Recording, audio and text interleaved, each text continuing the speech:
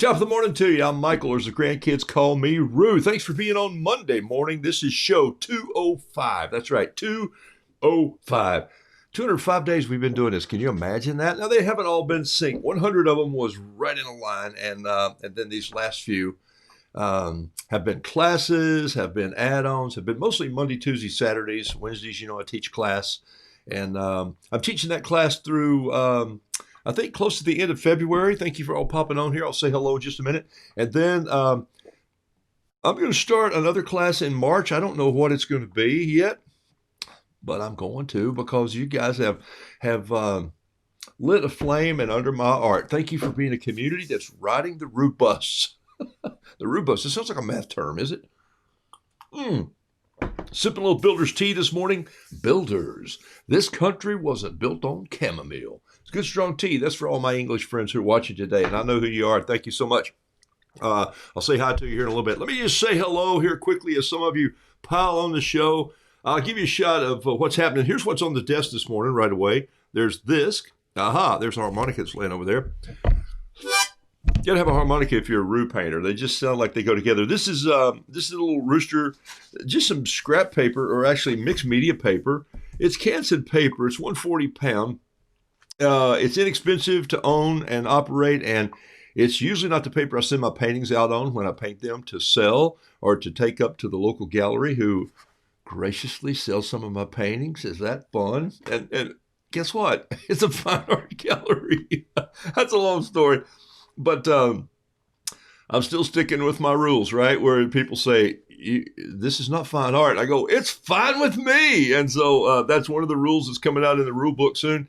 But I'll talk to you about this piece of art in a minute. I'm going to do another one of these just while you guys are watching this morning. I had that laying out here, just playing with it. It's still wet. In fact, I'll show you what I'm going to do with it in a second. But let me say hello to everybody real quickly here. Not everybody. That's a hyperbole. But a few of you. And a little music in the background while we say hi. Just something classical. Let's see what comes up. I don't hear anything. Oh, yeah, there it is. Belinda, you said good morning from Texas. I didn't even have time to type in a note this morning. Just how it happens sometimes, you never know what's going to happen. Good morning, everyone. Happy Monday. Donna, Karen Binder, Donna Barton, Bob from the dizzying cornfields of Iowa. Only if you're lost in the maze, my friend. Only if you're lost in the maze. Bob and Julie have been painting with me since the beginning, like many of you have. It's fantastic. Thank you. Randall Taylor Craven, thanks for being on the show. Virginia Mann, good morning to you. Blessings to you. Who else? Teresa Hemrick, Sue Harrison, thank you. Pat Brooks, always.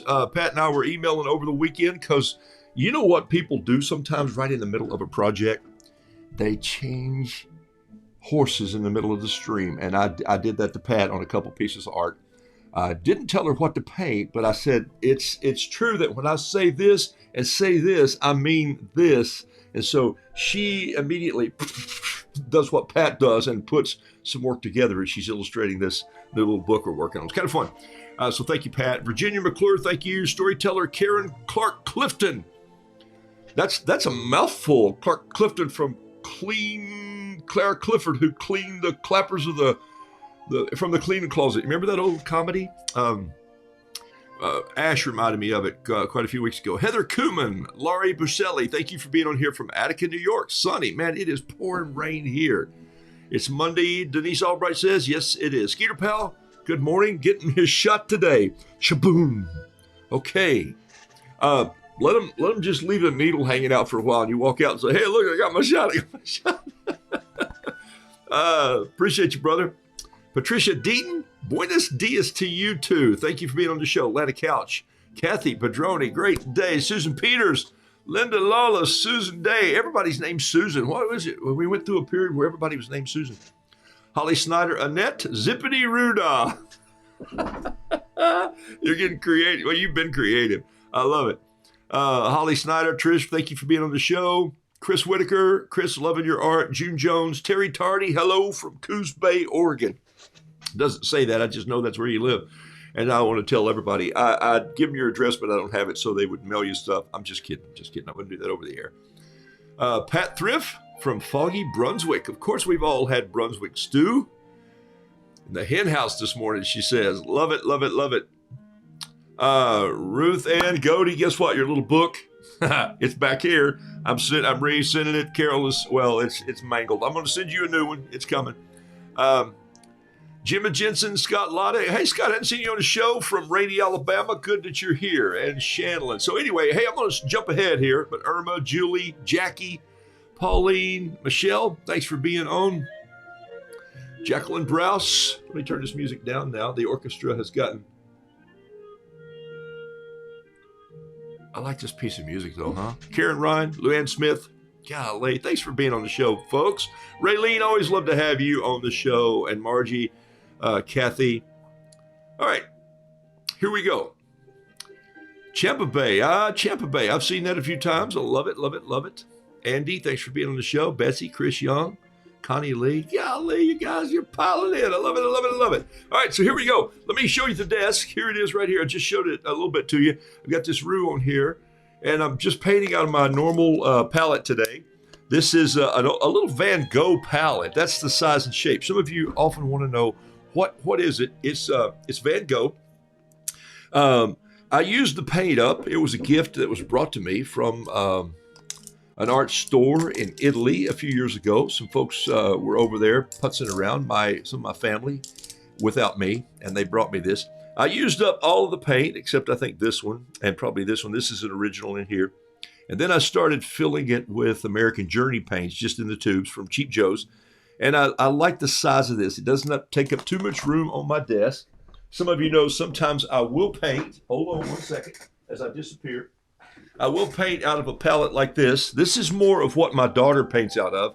And by the way, make a note, make a note, make a note. I told you Saturday that she was going to be on the show the following Saturday. Incorrect. She has a daughter's basketball game she's attending. One of my granddaughters plays basketball. And so she's going to be on the show tomorrow. So I'll tell you more about that later. Erin is going to be on the show tomorrow. And that's ARIN. And I'll give you all her link and all her website stuff and all that. And I think we're going to try and talk about the setup today so you can see some of her painting and how she handles her palette. It's completely different than mine, but it's great for some of you who do that. This is just kind of a rough palette that I was doing some Charles Reed stuff like that with you guys the other day and just saying, just be a little messier sometimes. Some of you are just bound up, I can tell. But have you noticed the difference in your art already? We're going to do this on the class on Wednesday with the people who are taking the class. But you go back and you look at some of your early art and you look at your art now and you go, oh my gosh, it's just fantastic. So, hey, here's a picture in a picture so you can see me. I'm going to take this off. Getting hot in here now. Look at my hair this morning. I just left it down. So that's what I'm going to paint roosters kind of like me this morning. So there it is right there. You know, I wear two pair of glasses. One is really just a headband. It's because I'm a crazy person. All right, so John Robert Small, did I see your name pop up there? Yes, sir. Howdy from Coffee Country down way south. I mean, way down south. You betcha. Lori, thank you for being on the show. Lori Stanley, Hindy Meyer Handelson. Shay Sims from Ohio. Renee, your art's pretty amazing. Sabine from Munich. I know that's happening. Yes. Building an ark here, she says. Well, maybe it'll turn to snow. It always does in Germany, right? Kelly Berger, thanks for being on the show. Tamberly, I said that completely wrong, didn't I? It happens. I learned to read really when I got out of my quarter in college. Up until then, I just I couldn't. I always said, people say, could you read this? And I go, well, I can't read or write, but I can trace. And nowadays I don't trace. All right. Oh my gosh, I do that all the time. My headband glasses are my reading glasses, Lori said. Well, no, Lori, that's a mistake. You're supposed to have your reading glasses on one of these because if I don't, I break good reading glasses, and these are good reading glasses. In fact, I used iBobs for a long time, but they got expensive. So Peepers, they're not a sponsor yet, okay? But both these are Peepers. These I see with. These hold my hair back. It's just what happens during COVID. And when you're an old man who doesn't care about his hair. All right. All right. All right, so here we go. Let's do this. Let's go into a little painting here this morning. Watch this real quickly. I'm gonna do a just a warm up on one of these. Okay, I'm gonna throw that one over there. I'm gonna start on this paper. This is not what I normally paint on. You guys know what I normally paint on. I normally paint on Kilimanjaro. It's made by Joe Miller. It's 100% pure rag cotton. Colors really pop on rag cotton. Okay, cold press, not hot press. Some of you are confusing cold and hot. If you iron it, it's hot press. If you just kind of put it in the dryer and take it out and wear it, it's cold press, okay? All right, that's the best way I know how to do it. Think of cloth. Cold press just grabs the colors and says, hello, all those little facets. Hot press is awesome. It'll leave some water spots and harder edges, but the paint will stay wet a little longer, but also the paint moves on it more. Some people love it. My daughter will tell you that hot press is probably her favorite for her style of painting. I use the word style, your visual voice. You'll come to a style soon. Beverly Davis, I don't know if you're on the show. Bev, I don't know if you're on the show this morning. Billy Grooms just said, long-haired old men rock. Yeah, man, I saw your hair the other day, and I called my wife over and said, look at Billy's hair. I love it. I love it. I love it. Hey, Wade, thanks for being on the show. You have no audio. Oh, but I wanted to check in and see what's going on. Okay. He's in a meeting. Shh. Okay, Wade. Wade, we'll maybe you can get a flashcard that we can hold up in the meeting somewhere. All right, man. Glad you're on the show today, buddy. Wade is creative artist. Joy Eakin, thanks for being on the show. And Lynn, all the way from Wisconsin. Meg, thanks for being on the show. All right, here we go. So I paint on Kilimanjaro. I paint on Fabriano quite often. And then you guys know I also paint on both Fluid Watercolor and Fluid 100. And so those are just some quick brands that are not outrageously expensive. There are so many papers that are out there, and so many of you are using papers that you love. Here's the thing. Don't paint on what I paint on. Paint on what you love to paint on. So you're going to have to maybe buy a sample pack. And some of you have done that with all these little Stonehenge papers, which I think are pretty fun. Some of you, Michelle just brought me these the other day, and I painted some fishing flies on them, and I love them for my business cards. My original business cards go on these. But, well, I actually do a 3x3 square, but these are good. I did a quick fishing fly on some, and some of you started doing those, and I love it. I love it. They have a black watercolor paper, which is pretty cool. That means you're going to have a white pen. I use see, I'm ADD. I've just gone down another trail, but I'm going to get back to you. I use this pen right here, which is kind of fun. This is a Uniball Signo, S-I-G-N-O. It's broad point, but it's just white gel ink. Let me get some of this out of the way now because I was going to paint on it. But I'll show you this real quickly, what you might like here. Take a look at this. Just since I'm doing a rooster head this morning anyway, I'll just do one right here. There's his beak, and there's his wattle. Here's his comb, and there's the head right there like that. And so you can see this would be kind of fun. Now, I'll let this dry for just a second, and I'll come in and put some paint on that in a minute if I remember. Okay, so there it is right there. Kind of fun, huh? Black watercolor, 140 pound. Not a lot of uses for it, honestly, because it's going to mute your color some. But if you're looking for that particular little style or something you're looking for, this is just really what I work with as scrap paper. I use my show notes on it.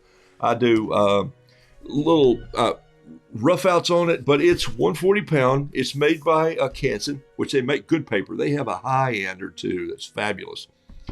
But it's 7x10, which is kind of a fun size, and we'll go from there. All right, I'm just going to grab one of these little fountain pens this morning. Let's see how this sketches on this. Here, let's try it right here. Oh yeah, that'll work great. All right, here we go. My white gel ink pen dries up. Any tips? No, they do. They just dry up. So you're probably going to have to buy 3 of them to get through the year, depending on how much you use.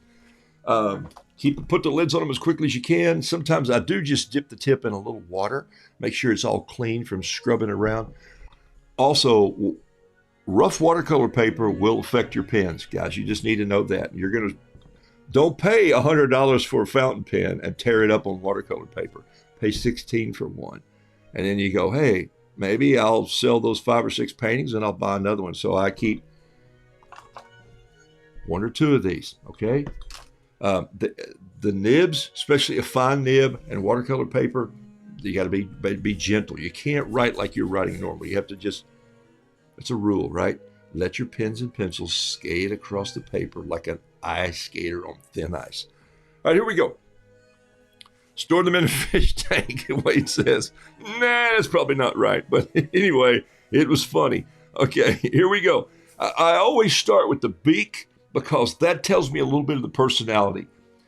Some people who paint faces start with the shape of the head, which I think is brilliant because then they find the exact function of the face and the head and how we're balanced. Hey, God just made us that way, people. Come on. We look the way we look because we have a balance to our body. Some of you know there's mathematical calculations about the head that's much bigger than that. It's when I was drawing those little carrot people for you, like Bob does. So my point is this. I want you to,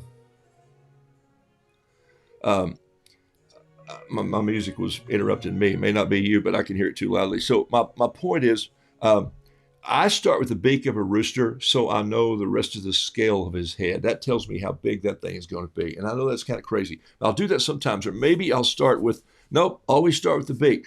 I'll just want to say the eye is going to be right here. And I'll do that. I was going to say that's the other thing. The eye dictates everything else. If you chip, you start with the lips. I've seen you do paint. Okay, so here we go. I'm just going to do a little beak. There it is right there. Roughed it out. Watch this. I'm going to do this pretty quickly. I'm just going to kind of come down here. I'm not worried about if everything's in the right place. I'm going to do a little eye in here like this. He looks mean already, but I probably can make him a little happier. I'm just going to do his comb up like this, and then I'm just going to drop that other wattle down there. That's called the wattle, and I'm just going to do the rooster head like this. But watch. I'm just going to let my pen just do some marks out here like this. I'm just playing today. In fact, so much of my art is spent time just kind of getting there and saying, oh, look where this one's going.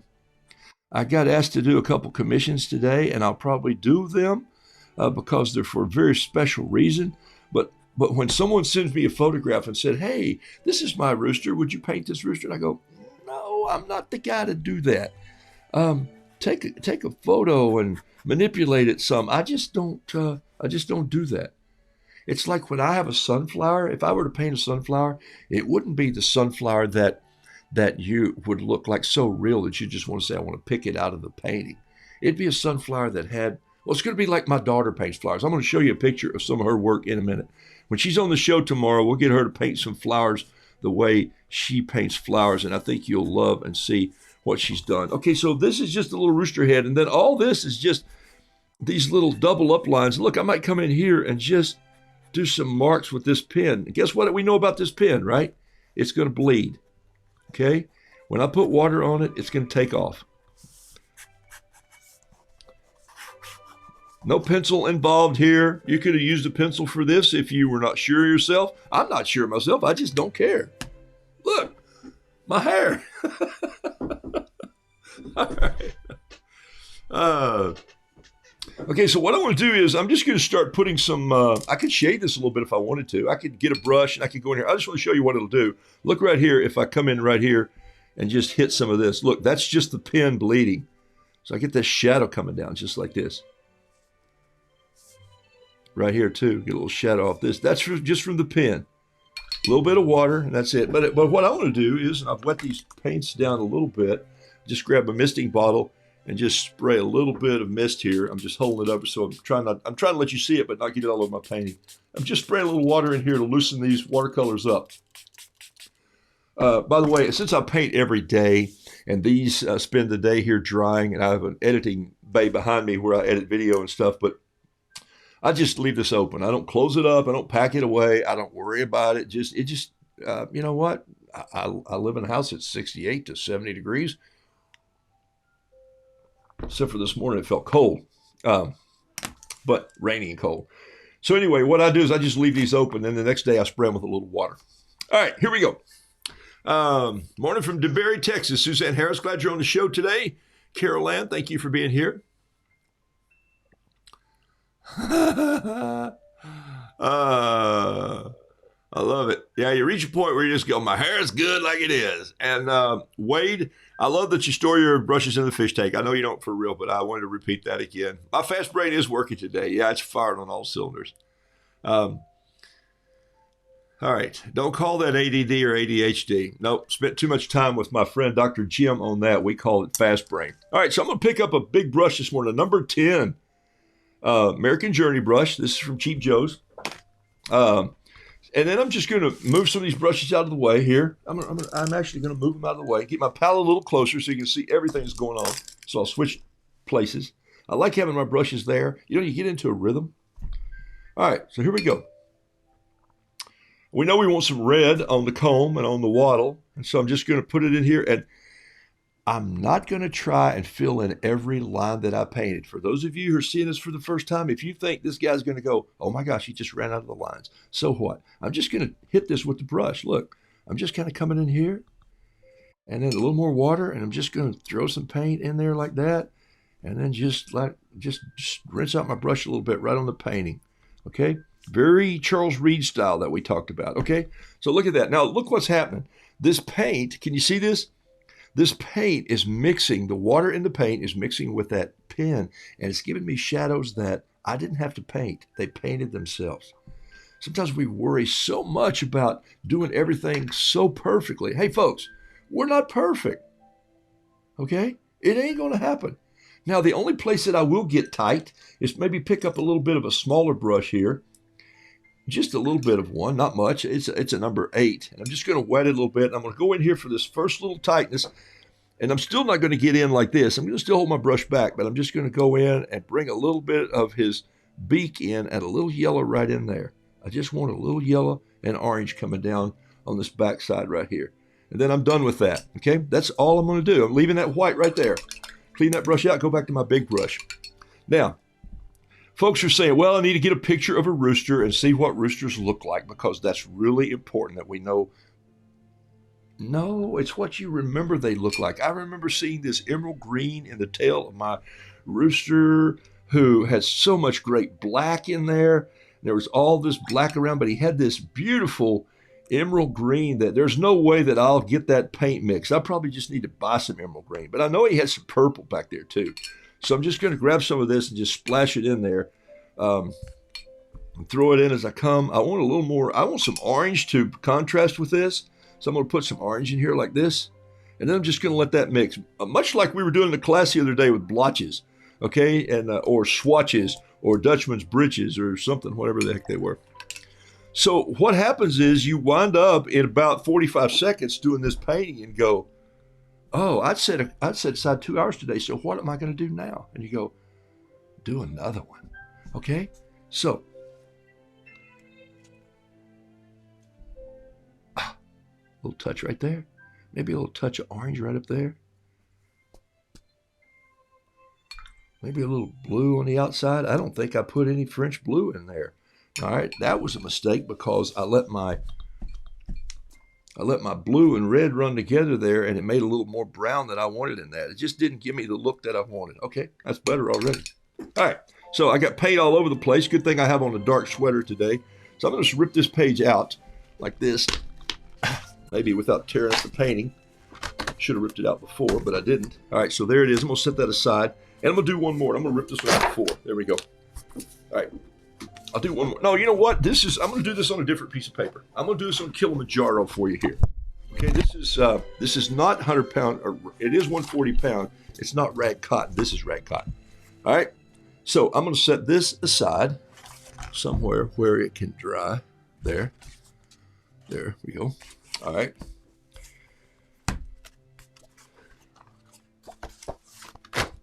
All right. This is the Kilimanjaro paper, 140 pound. I like these paint books. Remember, there's a difference between a paint book, a paint pad, and a paint block. Okay? Books open on a spiral usually. Pads glued at the top, flip them over.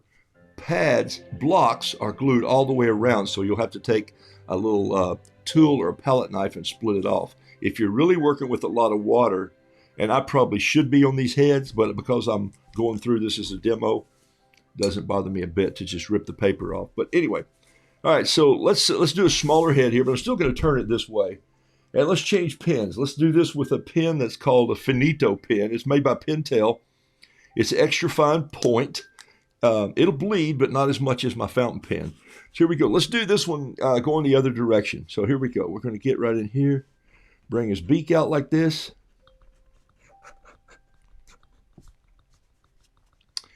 And then let's start back here. Let's start right here at the back of his head. Just in the wild blue out there. And see if we can bring this. Oh, man, look at that.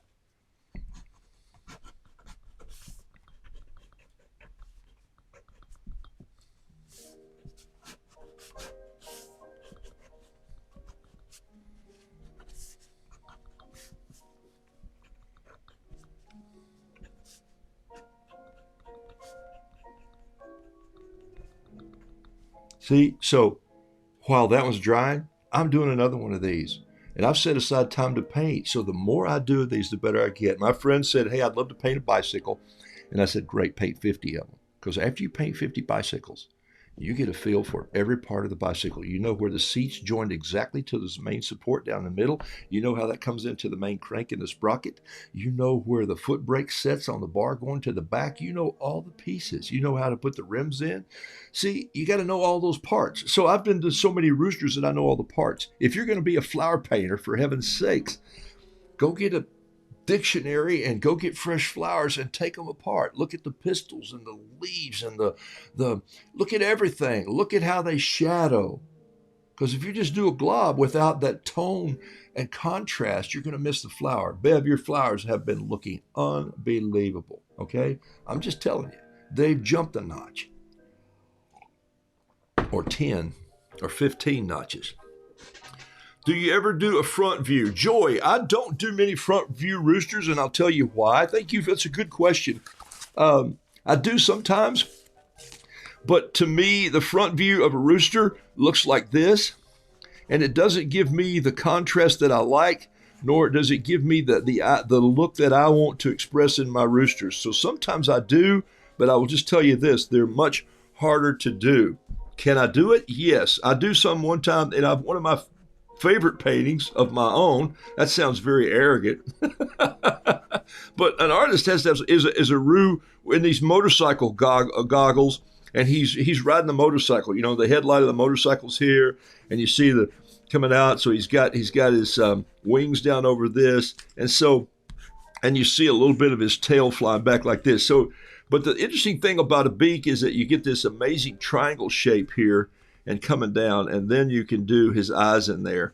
And you got to figure out what you're going to do with all this stuff and feather stuff coming down. But you can do it. You can do a Roo coming face on. See there? So this would be, of course, the headlamp to the motorcycle, and I would do old school. I like old bikes, so you'd have a little bit of this, and you'd have this fender coming down that's about like this, and some bolt heads, and maybe even the heads of the bike coming out here like this. Spark plugs coming out. And I did that as a sidecar. Some of you have probably seen that painting, but I love it's one of my favorite paintings. He's out taking the peeps out for breakfast in the morning, you know, gnats and gadflies. And all right. So that's a good question, though. The point is, sometimes for my style and my storytelling, you know, remember, every piece of art to me is fodder for a story. Okay? Here's the thing. If I walk into someone's house and I see a piece of art and I go, oh, I want to know the story behind that art. I want to know who the artist was. I want to know what they were thinking. I want to know where they were. But if I walk into someone's house and I just see a piece of art there, and it can be even abstract. It can be just a beautiful vase of flowers. If nothing connects me to that, if there's some central object that doesn't pull me in, then I'm thinking they just covered up a hole they had in the wall, or they put it on their fireplace. I'm going to show you a painting, some original work that we have in our house by a friend of ours that hangs over our fireplace. And it's 4 by 4 feet. It's a big piece of art. In fact, I think we have 4 originals of this artist. And I want to have her on the show one day. I'm not going to tell you about that now, but it'll come later on. I love her work because even in the midst of all the oil paint that she has in there, she's scratched in meanings, and I'll find myself just looking at it. and I'll find a meaning that I'll go, oh, I know what she was thinking when she thought this. I bet I do. I love that story. So for me, my style, my voice of the ruse is this sideward look that shows a lot of colors, a lot of splash, and he's doing something. He's interacting with someone else. Very rarely is he interacting just to me or coming at me, because that's not a good view. And going away from me is even a worse view. Foreshortening is hard to do with feathers, but also it's just like I've done one. I've done a rooster and an elephant walking away, and he says, "I'm sorry." And he goes, "Yeah, I'll forgive you, but you know we never forget." And so the rooster said something offensive to the elephant, and so it's one of my, I have lots of favorite paintings, but I laugh at myself, and so I can do that. You guys give me a little bit of grace there, will you? All right, so here's the eye coming in just a little bit, maybe some eyelashes like this, and a little more around here, and got carried away there, didn't I, answering that question? But that's what this is about. Fodder, and it's Fodder, and that's the word, fodder. The word fodder, of course, is what's found on the back of the corn, is it not? Up on the top of the corn. We'll have to talk about Bob to this in the dizzying cornfields. Fodder is just the stuff that you want to feed your sheep with when you don't want your sheep to eat well. It's all the stuff that's left over. So everything. Did I say that 3 times? I hope so, because that was it. Everything. 4. You can make a story out of everything. So my roosters are storytellers. That's it in a heartbeat. They need to connect. I don't sell paintings because I'm a good artist. I sell paintings because people go, I get that. That's where my head is. That's where my heart is. That's why I buy a painting like the one hanging, or my wife buys it for me. Let's just clear that up. Why a painting hangs over our hearth. All right. So I might come in here and do a little of this. All right, what time we got? I'm watching. It's 9:30. But I just wanted you to see that sometimes I don't just try to do as many paintings as I can do on this show. Sometimes I just try and get creative and do some painting heads that may have a little bit of work for me that's kind of like practice. This is play, though. I don't ever see this as practice. I see this as just play. Okay?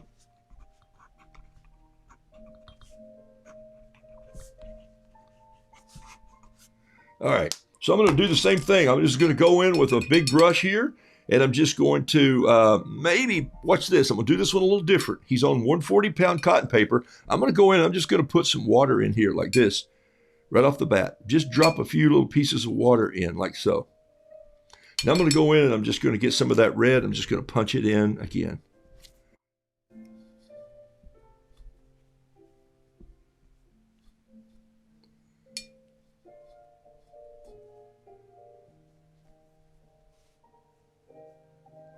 Love it when it does that, huh? Now, if I want to just tighten this one up a little bit, I could go in there and cover that in. But so what that I ran out of the lines? Does that bother me?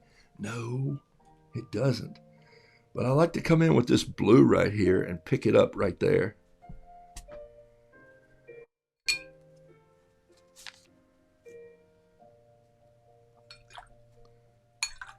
I'm going to keep the same size brush and just dip in that yellow, go in, grab some.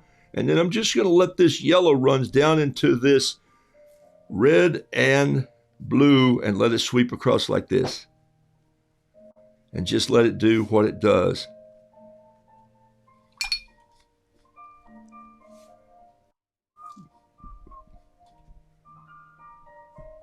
There's something ironic about painting a whimsical rooster to some classic music. And this is you know what this is, right? This is Bach. And I just think it's kind of funny to get to paint to classical music. All right, so there's another rooster, and he's done, okay? All right, so what I might do here is, let's go back while this one dries, okay? Oh, I had 2 pieces there. I love that. I'll just paint another one. Hey, I'll paint a hen talking to the root. Watch this. Okay, so she's gonna have a big old head like this too. Look at her. She's gonna have a wattle that comes around like this, And she's going to have a little bit of a meaner eye because she's saying, get off my property.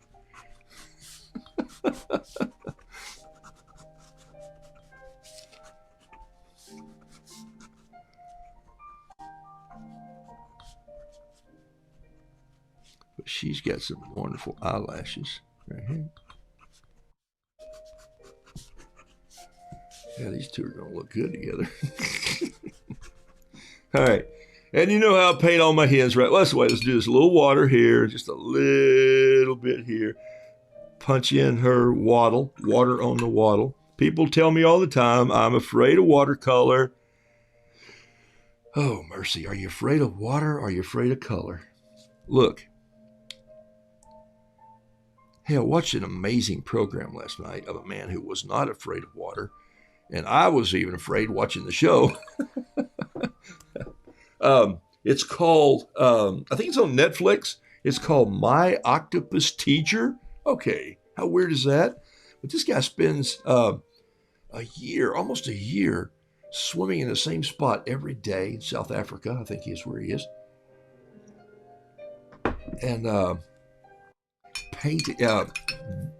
videoing this octopus, and I don't want to ruin it for you, but they become friends. No kidding. It's not weird. It's just amazing of the creation underwater. And he swims in this violently cold water. I mean, like 8 degrees Celsius, which is 46 degrees. So the rest of us would have died of hypothermia. It takes him about 100 days to build up to it. And it's just pretty amazing. All right. If you haven't seen it, I recommend it. It's pretty awesome.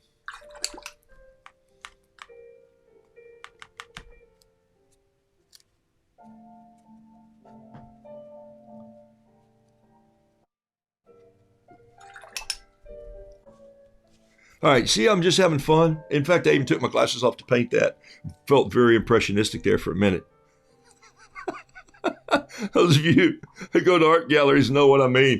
You know, and when you look at impressionistic art, you want to get focused, and then you want to take your glasses off, and you want to back way up and go, "Oh my gosh, I see the city." Remember when you were looking at Jason's work the other day? And you saw the heart first in the center of the city, and then you saw these buildings, skyscrapers, and then when you squinted, that little black line of the skyline popped out, and you go, that's very, very abstract, but it's very impressionistic, isn't it? Yeah, I love that. You know, those guys took a beating in the art world. They took a beating because people thought their work was horrible. Shanoa said that documentary is so good. Yes, South Bay, that's it.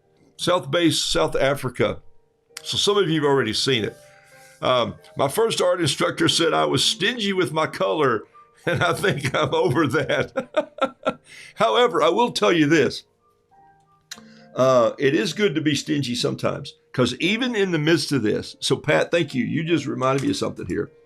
I'm using a lot more color than I normally use. Probably not. But you know what I am doing is that I'm still leaving some holidays. So compare your art and see. That's a good point she brought up. There's a time to be stingy with your color, and then there's a time to let it flow. But don't lose all your white space in the paper. Don't lose your holidays, okay? Don't lose your holidays. I like this pear right here. I'm actually gonna keep these two, or I'm not gonna keep them, but I'll sell them. But here's what I'm gonna do to them. I'm going to give them a title because they make me laugh already. I need a little turquoise though. I think I have left out my turquoise, so I'm gonna just give them a little bit.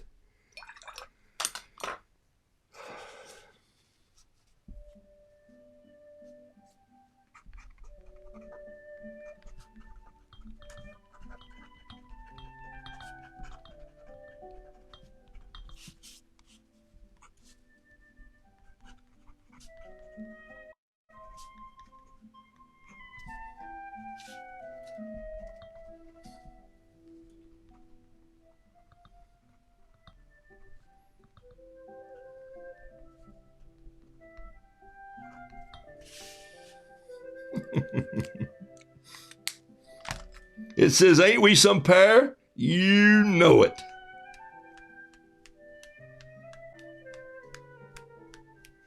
I think I'm done with those 2 paintings right there. I like it. I sent you a message about a tutorial. If you can do some of the splatters wet on wet and go back, yes. It's not just, okay. I don't know if there are tutorials out there. I honestly, you probably look at more of them than I do. And let me tell you why I don't look at a lot of tutorials. After I did for a long, long time. And then I got to the point where I wanted to make sure that I wasn't copying someone else's work. I wanted my whimsical to go in the direction that my mind pushed it and that my style pushed it. So my likes, my dislikes, my style, my visual voice, and my limitations of art. Yes, limitations of art. I'm a very limited artist. There's so much I don't know about tone or quality and the perspective and composition. There's just so much I don't know about it. But that doesn't bother me to bring the stories that I want to bring to people. Do you see the difference? So I approach it with confidence. What do I say in the painting classes all the time? How do you think like an artist? You gotta nail that one down. Okay? If you're a musical artist, if you're a graphic artist, if you're a celloist, if you're a banjo picker, which I'm not much of one, but I have 2 hanging over there. My point is, I just love the instrument. It just reminds me of, what was it Steve Martin said? You just can't play a sad song on a banjo. You know, you just can't come in and say, hey, I lost my job today, but that's okay. And I would go, my gosh, he's so right. When you put on those Scruggs styles picks, and when you start to plunk that thing, you suddenly just go, hey, my worries and cares just hit the road. There's something about that, okay? It's not like playing a harpsichord where you just want to go out and blow a horn and watch a fox run by or something, okay? But I like that too.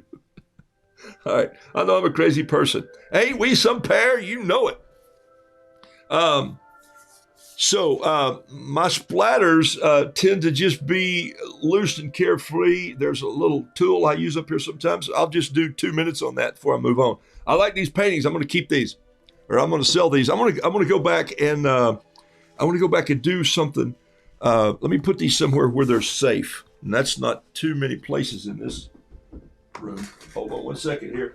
Let me drop them over here. Woohoo! I think I got them safely landed down there on the floor. So let me pick up that first one I started with over here this morning. Here it is. Now, what would I do to this? Let's come in and let's do a little eraser. Let's get a little paper towel and water. Let's go in here and just pick up some of this paint right there. That was a little dark underneath the eye, so I want to just add a little yellow right in there. Perfect. Lighten that up a little bit. Gives me a contrast against the eyeball. And then I want to grab a flare pen. My white space is a canvas for others to doodle on so I can earn the right to paint my story on theirs. Ain't we a pair? Michael Ashburn, you are a poet, and you know it. Michael Ashburn is my storyteller friend. You know that. Mike and I wrote a play for us. That's really, we were actually involved in some other organizations, the Organization of Young Life for a long time together, and we worked together in a program function one time.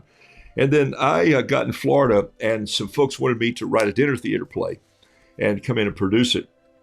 And so I wrote the play about these 2 roustabouts, which were guys on a riverboat. And after I started writing it, I heard Ashburn's kind of crazy voice all over it, and I thought we'd be a great contrast. So he and I went and did that play. I've talked to you about it before. So what I'm doing here is I'm just taking this flare pen, the flare from the 1970s, which is most architects had 2 or 3 dozen stuffed away in a door somewhere, and I'm just putting some black in here to pick up some of these elements that I wanted to pop a little bit, like so. All right, if you're just joining the show, thanks for being here. Let me tell you this. Tomorrow,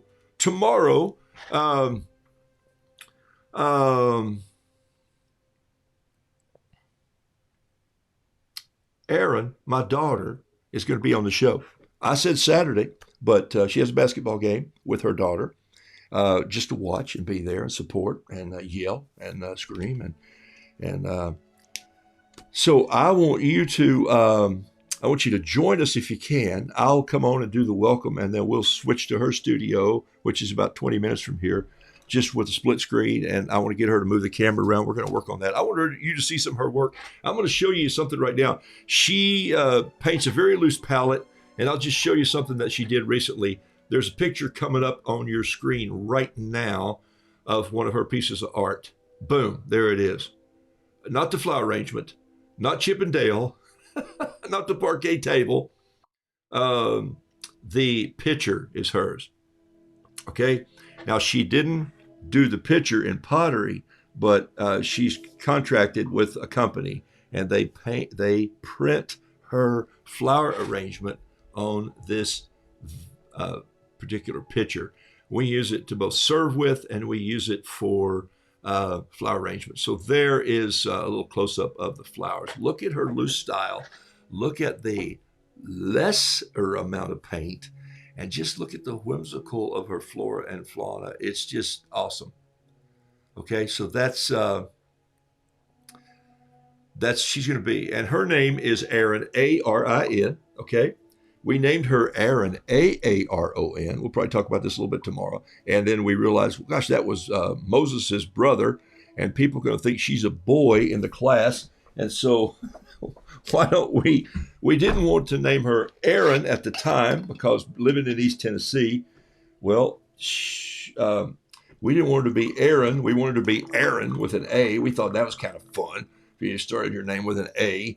And so what happened was we went into the courthouse, went through all the paperwork, and it took us a while, changed her name to Aaron, and then we said, what if it just had one I, A-R-I-N. So that's Aaron. You can follow her. Some of you follow her on Instagram. That's awesome. Thank you. You can follow her at True Cotton Art and see some of the work she does.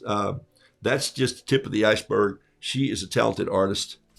She should be on the show. And how prideful is that to have your own daughter on the show, huh? She's a better artist than I'll ever be.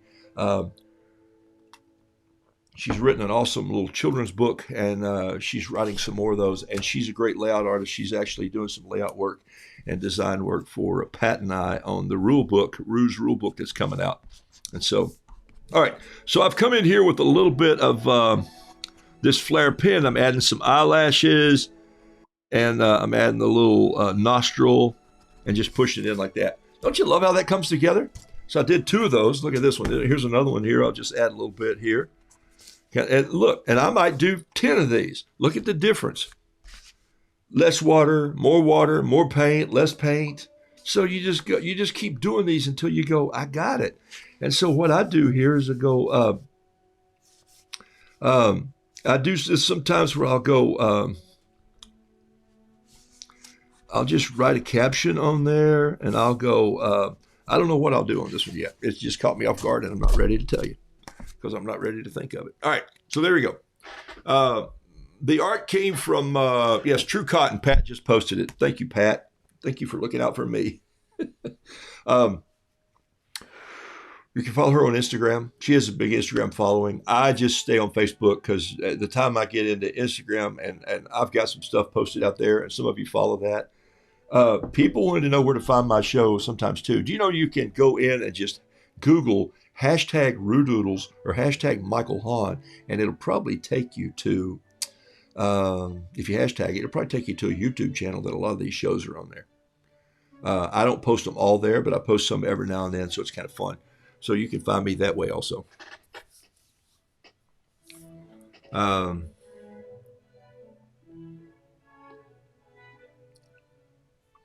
All right, here we go. Let's see. My camera's a little bit out of focus, so let me just hit that one time. Hold on one second. That's a little better. All right. If you remember about 2 weeks ago, maybe it wasn't, maybe it was the first part of last week. I don't know. Time runs together. Look, there's some splatter and blow by here. I was going to show you how to splatter a painting, and I'll show you that. I'll show you that right here on this painting. Okay, let me grab let me just grab a little Chinese brush here, a little bamboo brush. I'll just go in here and paint this real quick, just using a bamboo brush. Look at this. Same concept. This was the rooster that I was going to do, where I said there's a rooster that's wiry, and there's one that's squirrely. This was my squirrely Roo. He was the one that I said was kind of ready to go, rough, ready, rambling. All right, so see what happened there? My red went into my yellow. That's okay. I'm just going to take a paper towel and just add a little more of this yellow over it like that, and I'll get what I was looking for. And I like for these two to touch, and I like for that to run together. You see that moving? See what's happening? My red paint is a bolder color. It's coming in, and it's following the water down through this yellow, and it's giving me a breakout and branch out in there, almost like little tributaries of a river that you can't do with the brush. I love that so much. That sort of thing is what I love about watercolor. That's why I'm not afraid of watercolor. Quit fearing it and just let it do what it does, okay? I don't know if that's one of the rules, but it ought to be. I think I haven't written that one yet, if it's let watercolor be watercolor. But if not, that's what it's going to be when I talk about being afraid. Oh, that's where I wrote it. Quit being afraid of it and just let it be what it is. This is just a Lamy fountain pen that I like to go into sometimes if I want just some cool little black light brushing in here and make the tail just sort of look a little lucid. There it is right there. That's kind of cool. Grab some of this purple, add a little of that in there. I found that since I put this purple in the palette, I really do use it like I do the turquoise, and it's kind of funny. I enjoy it. It's just such a different color, and yet you think about roosters. The roosters that my granddad had on the farm, they were the one who was a dairy farmer. One of them was a pig farmer. I don't paint pigs, but I have sketched a wild boar. What's that movie? We Don't Rent Pigs? Lonesome Dove. I don't paint pigs. I have painted a couple. I painted one for a barbecue restaurant, and it was a rooster riding a pig, and like a cowboy, had his spurs out, and he was riding him, and he says, "Quit your belly aching and get us to the barn dance on time."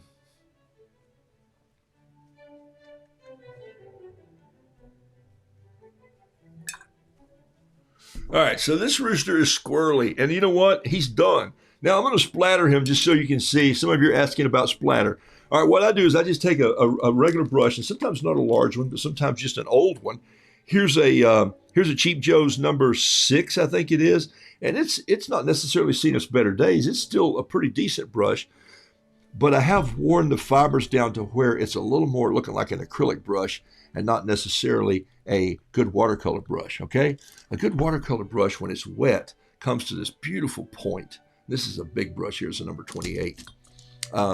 Bamboo brushes look like this until you wet them, and then they tend to take on this beautiful calligraphy style, which the Japanese artists are so great at lettering and coming out with. I'll take a brush like this, and I'll wet it, and I won't pat it out. Sometimes before I paint, I'll take a brush and I'll go dot, dot, dot, just 3 times. Why 3 times? I don't know. I don't know. Why do preachers have 3 points in their sermons? I don't know. Why do I hit the metal 3 times on the anvil before I turn it 90 degrees? I don't know. Boom, boom, boom. It's a good rhythm. Boom, boom, boom. I don't know. But I do the same thing in painting. So I'll go, I even do it here. I do it all the time. It's just because I think 3, 7s, 12s, 40s, I think those are just holy numbers. All right. In this case, look what I'm going to do. I'm just going to go 1, 2, 3. I'm not going to pat it on here. And then I'm going to put it in a little touch of blue. And I'm going to come in with a brush or a pencil. I'll just use this brush right here. Here's a brush. I'm going to anchor this brush here. I'm going to hold it above the deck. Okay, so really I'm holding it this far above the deck. Look, my knuckle is sitting on the paper. And then I'm just going to take this brush and tap it down on this one. Quit worrying about if it goes in the right place or not. Splatter, splatter, splatter. Turn your painting a little bit so they all don't look the same. Splatter, splatter, splatter, splatter, splatter. Okay? So why do you do that? Well, it's just a lazy man's way to say, I don't think what I want to do is paint the whole background. But if some of that's too much, go in there and just smear it out a little bit. It's fine if you do that. Somebody, I was painting fishing flies the other day, and I don't remember who it was, but someone posted a couple, and you'd done a great job. Maybe it was Pat who splattered them out, and just Michelle did it. I think you just blow on it.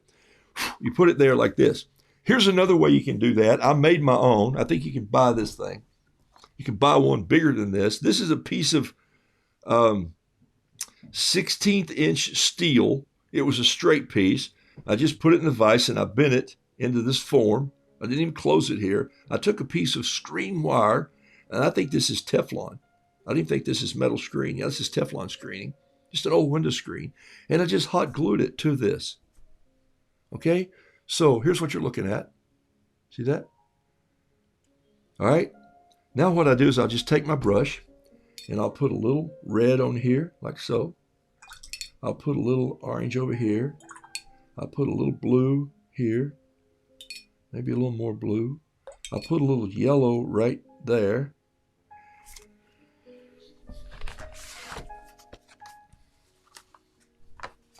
I hold it over the painting about 2 inches, 3 maybe, and I just blow in it like this.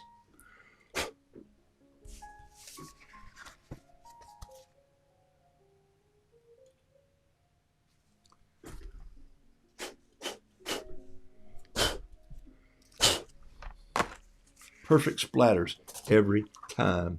So if you need a template, if you need a splatter template, there you go. Make your own. You know, or you can order one from an art store for 10 or 12 or 20 bucks. My point is, what the heck, when I can do that. Remember what the title of this painting was? And I can just finish typing it like that. Now, what I will do is I'll take this thing and in a minute, I'll take it into the sink and I'll rinse it out so it's ready to start again. I could probably do it here in my water jar with just a brush and then tap it all out and do it this. You got to be careful with the screen though, so I'll just take it, run it under some water, and I'm done. I'll put it back in my brush container. There you go. There's an easy way to splatter. I'll finish these legs up by simply adding a little more color to them right here. I think I'm about to wrap it up this morning. Did some rooster's heads that I wanted to do. Did a pair that I wanted to do. Didn't think about the hen until I got in here and started into that painting. I'm going to come back with my number 7 Pentel and just do some little bit of detail. There's the, and I didn't do the ground yet because I think this guy is really off the ground. He's skipping. Don't you love it? Especially if you're skipping to classical music, you gotta love that. Every now and then when I stop talking long enough, I hear this great classical music in the background. It just makes me smile to myself. I go like, what do you do? I paint roosters to classical music. I love it when that happens. All right, so I might have to get my pen. Where'd I throw it down? Sometimes I throw my pen too far away to go get it, and so I'll just go in here and just draw a little detail in here, like those feathers. And I come in here. Let's do his eye a little bit. Let's do this. Let's do his nostril. Let's come in and circle this just a little bit. Why? Because I just need a little more definition in here for Squirrely. I needed some loose feathers hanging around like he's jumping. I love some of these little wet pieces right here. You can just go pick them up, or you can just grab the back of a brush. See, I just grabbed the back of the brush, and where that water is still in there, I can just grab this like this and take it down, okay? There's a little bit of red right there. Look, I can just turn that out. Is that cool? I love it. You paint with the back of your brush. You know, this was the first paint brush. Still works pretty well. All right.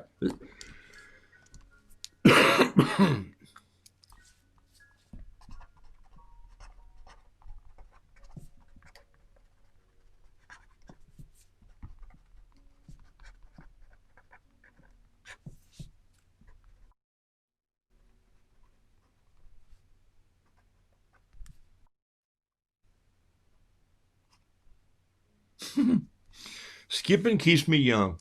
You ever see kids skip down the street? You ever watch them just skip down the street and they're going like, oh my gosh. Don't you love that? Wouldn't it be fun if one day we just all skipped, you know, when we get outside?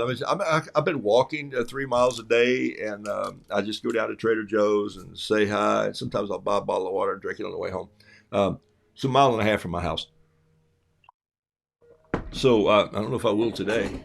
I'm not walking with an umbrella, so I'll have to do something else today. But one day I'll just skip. I'll just skip and I'll go, That poor man, should we call someone to come pick him up? Skipping keeps me young. All right. How fun is that picture? Yes, you're right. All right. So let me slide up here. All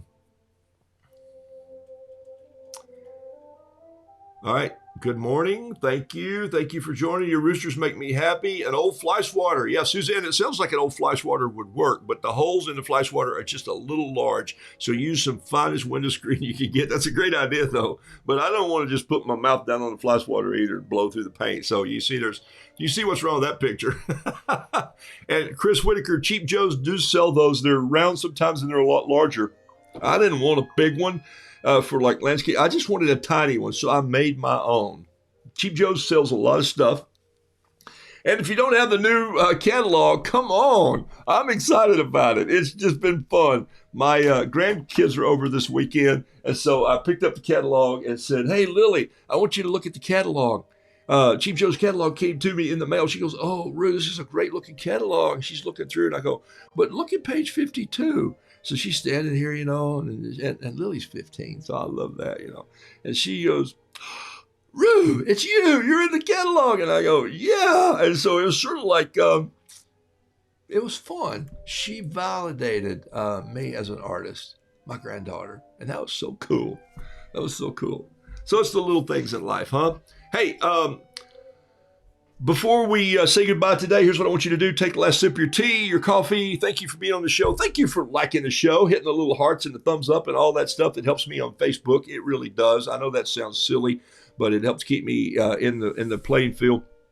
Also, thanks for sharing the show. Just popping it over to somebody who has never found it before and go, we think this guy's a painter. We're not sure.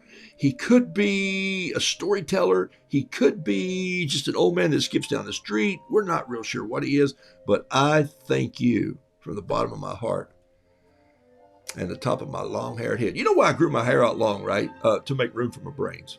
So far, it's working. All right. Take a last sip. Think of a couple people. I got 2 on my wall that need a little text from me today. Just send one of them a note right now and say, I appreciate you.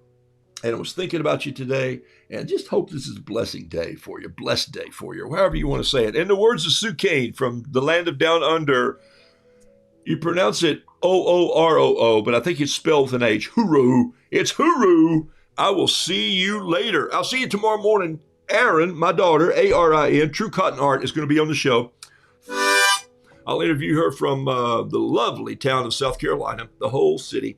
All right, I'm out of here. This is how I leave my show.